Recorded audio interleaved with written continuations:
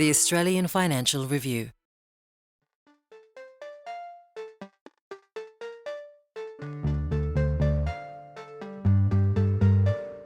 At every generation, we just don't refactor our software, we change the whole business.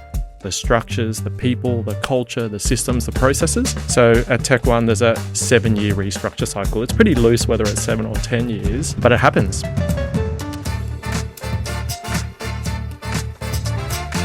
Hi, I'm Sally Patton, editor of Boss from the Australian Financial Review. And welcome to 15 Minutes with the Boss, a podcast about success and failure and everything in between. And along the way, we're hoping to get some fantastic advice from our leaders. Now, my guest today is Ed Chung, the Chief Executive of Technology One. Hi, Ed. How are you? G'day, Sally. I'm good. Thanks for having me. Thanks so much for coming all the way from Brisbane. Now, Ed, as I said, you're the Chief Executive of Technology One, which is Australia's largest enterprise software company. Your clients include large companies, government agencies, local councils and universities. Technology One is listed on the stock exchange and is valued at $13.5 billion. And in the 6 months to March, you recorded a 33% rise in pre-tax profit to $82 million from an annual recurring revenue of just $511 million. That is a really high margin business. Do you have a lot of other executives from other companies coming along crying and saying, how do you do that? I think it's almost the formula of software companies, there's your expenses and your investment is your people, and that's about it. And so if you've got good scale and good revenue and keep a lid on it, your margin is very high. Yeah, amazing. Okay, Ed, we're going to start the clock right now. Okay. My first question is, what time do you get up in the morning? What's your morning routine? What happens? It's pretty regimented, my morning routine. I'll be up at 4:30 in the morning. Ouch. Yeah. It's a Brisbane thing, right? It's a Brisbane thing. The sun's up and we have a gym at Tech One. So I'm in the gym every morning at 5 a.m. With about 6 or 7 or 8 usual suspects. And then we have coffee together about 6. I'm back in the shower, back in the office at 7 a.m. Tech One has this almost fitness culture. Whether it's people doing the marathons or corporate games or cycling or gym. And it's been a really good thing to bind people together in a different way. All right, fair enough.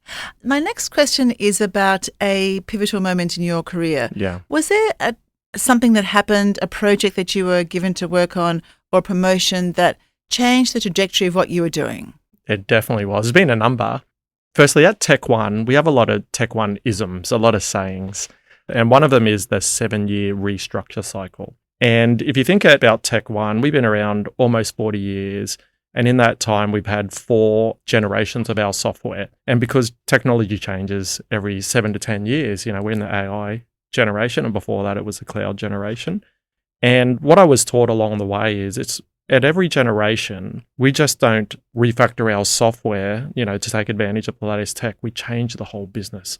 The structures, the people, the culture, the systems, the processes. So at Tech One, there's a 7-year restructure cycle. It's pretty loose whether it's 7 or 10 years, but it happens. And I remember I started in Tech One all the way back in 2007 as CFO and head of corporate services. I was really young. I was 30 when I started at Tech One. And I remember Adrian, our founder, he said something to me on my 7-year anniversary, called me into his office, and he said something to the effect of, Ed, an executive's life in Tech One is 7 years. And I did the big gulp. And I thought, wow, holy smokes, is this the moment I lose my job? Yeah. It's a true story. I tell it in O Week at Tech One once a quarter. And he said something like, we've got our 7-year restructure cycle and, you've done a great job and make all these incremental improvements and gotten us to where we are, as part of the exec team. But we need new blood. And I honestly thought, you were gone. Better call my wife, I'm coming home. Yeah. At that stage, he said, okay, so I'm going to pull you out of the role, CFO and corporate services. I'm going to put you in the head of R&D. And so for this person who was young and had grown up, with a sort of mixed career, really being a CFO and a head of corporate services, a runner R&D, it was like one of those career-changing moments for me. And I remember Adrian saying a couple of things. He goes, 1, I can't break you. 2, you never take no for an answer. And 3, you just have this inquisitive nature where you just keep going and going and going. And so that's where I started, if you like, my apprenticeship to one day become CEO. I didn't know that at the time. I look back and go, I've had this, really rich career in Tech One. But to answer your question, that was a pivotal moment in my career, full stop, in my career at Tech One. So with the 7-year restructure, when was the last time this 7 years came up? It's a good question because, just like universities, we do an O week every quarter at Tech One for all the new starters. And maybe a couple of quarters ago, I was explaining my career to the new starters, going, I've been into CEO for 7 years. And one smarty pants put their hand up and said, it's 7 years. It's time for you to go. Yeah. And I just laughed and we all laughed. And I thought, well, I can go or reinvent myself and reinvent the company. So are you in the midst of reinventing the company We at are. the moment? Yeah, we are. Can you briefly explain that? It's an interesting concept. Yeah, it really is. And we were born an on-premise company and became a SaaS company. And I look up to the likes of Salesforce.com. They came into the market way back in probably 2010 and 12 and said, when you're an on-premise company and you tendered work, you had to go, how much data center space do I need? How many racks? How many servers? How many load balancers, operating systems, all that stuff. And Salesforce.com came in and said, you don't need any of that crap. We'll get rid of all that for you and we'll deliver the software as a service. So I don't know if they invented software as a service, but they definitely turbocharged it. Now, fast forward to today, we're a bit different than everyone else because the traditional model goes, I'm going to buy one of the big multinationals, SAP, Microsoft, Oracle, and use one of the big four or Accenture and IBM to implement it. And the consulting firms make their money with long-winded consulting. And customers buy your software to streamline their business, not to go through traditional, long, complex, risky implementations. And so we've invented a game changer. We call it SaaS Plus. And for one single fee, removing all of the complexity of consulting, we take all the risk. We'll implement it for you. Now, we've started to change the market because one or two tenders have come out asking for it. But we can change the whole market and effectively kill off the big four in this space and the concept of consulting. So you are in the process of reinventing yourself. And does that mean that you've got to change over lots of staff? Everything changes. It's a very interesting concept, this need to reinvent yourself every 7 years. It sounds like if something doesn't come along in the market that hits you, that forces the restructure, you go out and find it. Find it anyway, yeah, exactly. Excellent, I love that. Okay, my next question is, what is the best piece of career advice you've ever been given? You'll say it and you'll do it. In the listed space, some companies give guidance and some don't. Some give aspirational targets and some don't. And we flip-flopped over the years until we came to the conclusion that if you don't say it, then the market makes it up anyway and you have to respond to it. And if you say it and achieve it, good work, happy days. If you say it and you don't achieve it, then you can anchor a conversation around why you didn't achieve it. And if you never said it and you make something up, then you lose a bit of market credibility. So there's that angle. There's also the angle of once you say it, then you keep saying it to your staff until you get them on board, and you got to inspire them and get them on board. But it aligns the whole team, and then they believe in whatever the goal and the vision is, and then they'll march with you to go and tackle that hill. And do you think that has helped you to achieve those things? It definitely has, because once you say it, you can't back out of it, right? You are committed, but it's more about the people underneath that also believe in it and will help you get there. And there are no doubt the biggest gulp moments with the, you say it and you do it, but it works. Ed, we're going to take a short break, but don't go away. We're going to come back in just a moment and open the beautiful chatterbox. I'll see you in a bit.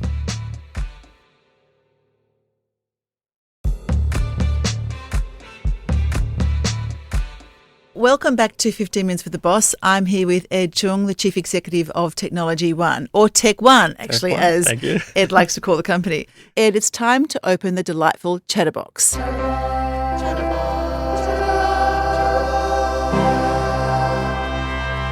As promised, in front of you is a lovely, shiny brown box, inside which today are about 15 questions. Have a fish around, pick up a question, and we'll get cracking.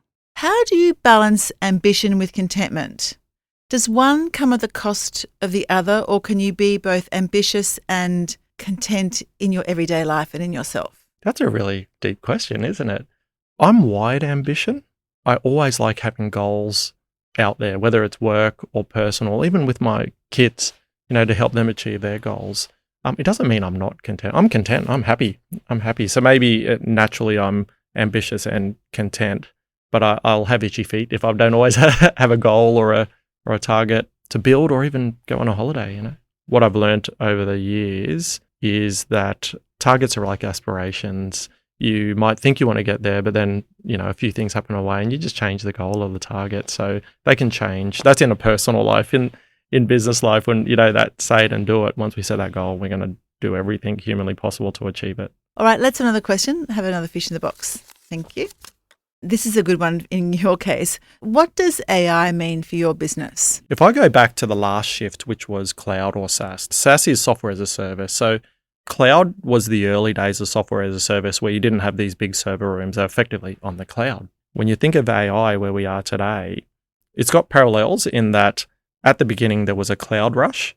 Everyone went, wow, there's a lot of money to be made here. And they all went full cloud, not really knowing what they were doing and was it really solving a problem for our customers. And so back then I would have said it's a solution looking for a problem. And with AI, we're at the AI rush and there's a lot of people out there trying to make money and it's a solution looking for a problem.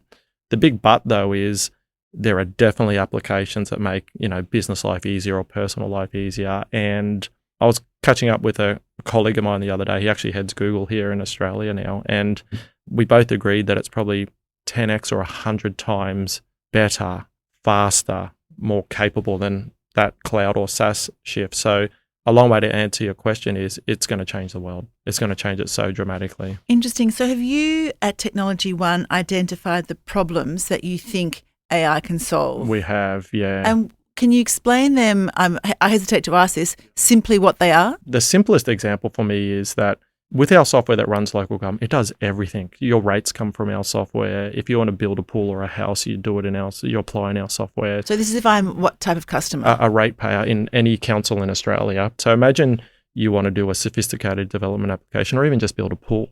You apply through our software and it goes to a planner somewhere and the planner assesses it and approves it. Somewhere in the council. Yeah. So imagine that's all AI enabled. So the problem that you're looking to solve there is the amount of time it takes to get approval or to get that application and through. Consistent decision making or better decision making. So you can see real business benefits there. And how far off do you think you are from achieving something like that? Well, we do a product launch every 2 years. And this year in October, we're launching our AI applications to our customers.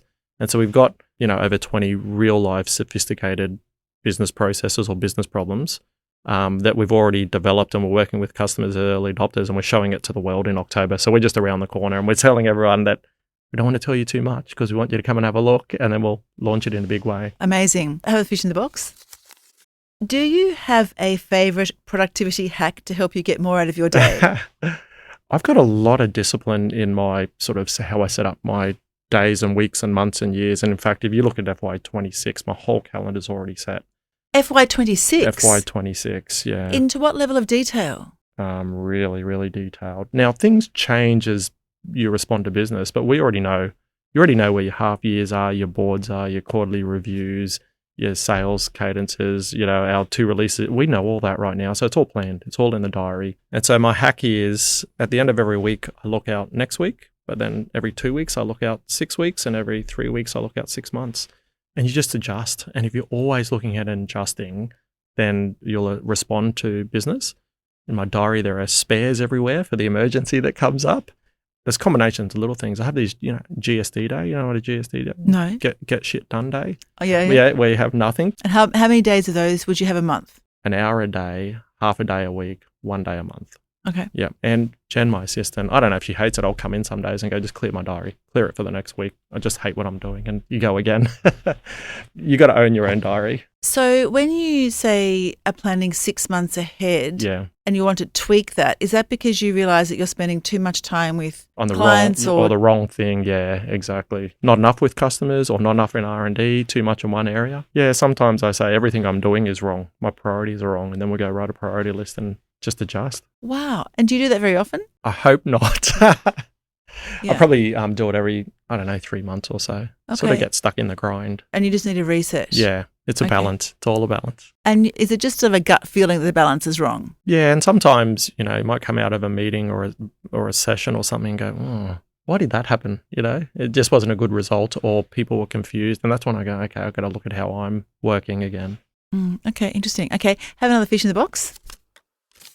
Who is a leader, business or otherwise, whom you admire and why?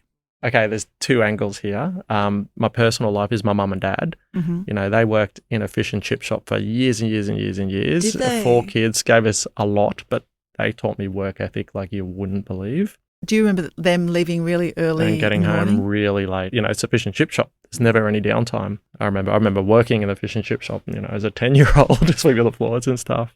So my mum and dad, from that perspective, in the business world, I really love what Jeff Bezos has done, you know, to create Amazon and AWS and all the other businesses that have spawned off it. But most importantly, the culture, or they call it the mechanisms that they invent along the way. It's quite amazing. And when you read their stuff, you go, oh yeah, I just love that. I don't know if you call it their values, but the way they work, you read it and go, of course, you know, why wouldn't you do that? Do you think that it's his vision that has really grabbed you, or the fact that he's been able to implement? Both. It's both. Businesses fail, I think, through a combination of vision and execution, but it's executing poorly that really probably takes the business down. Its execution takes the business down. Yeah. Oh, and just on AWS, can you explain what that is? When Amazon started selling books, they obviously needed massive compute power to run probably the world's biggest online store.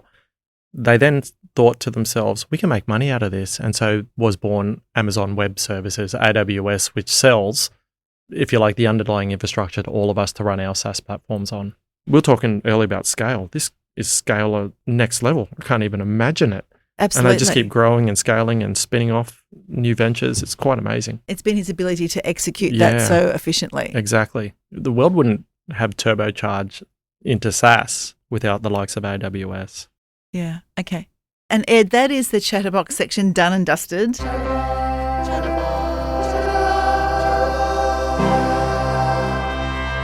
Thank you so much for all your answers. We'll now move on to our last question. If you weren't the CEO of Technology One, what would you be doing? I would be either a professional tennis player or maybe a Formula One racer, except I'm too old now. Right. Back in the day, I thought I was pretty good, but I didn't take it far enough. I suppose I pivoted to study. I've got a pretty strict Chinese father, pretty strict upbringing, and so study was the thing to do. And so I changed gears somewhere there. But if I could do it again, perhaps a professional tennis player. Wow. And do you play tennis now? I play a little bit now, more definitely socially, but I don't know if my body can keep up with where my mind is at. On that note, Ed, the 15 minutes is up. I love the idea that you think about restructuring the company every 7 years just to keep on reinventing yourselves and make sure that the company is relevant to the market. I really like the idea of say it, do it, put a line in the sand and you're more likely to achieve it. Moreover, your staff are more likely to come on the journey with you. And AI so often can be a solution looking for a problem, and we all need to start with the problem and figure out what we're trying to use the AI for. Thank you so much for coming in today and allowing us to spend 15 minutes with the boss. Thanks, Ali. I've really loved it. And thank you to everyone for listening. If you like the podcast and you want to hear more, consider sharing the podcast or writing a review, as it helps us to reach more people. And follow us wherever you get your podcasts. At the Financial Review, we investigate the big stories about markets, business and power. For more, go to afr.com and you can subscribe to the Financial Review, the daily habit of successful people, at afr.com/subscribe. This podcast was hosted by me, Sally Patton, produced and edited by Mandy Coulin. Head of audio is Alex Gow, and our executive producer is Fiona Buffini.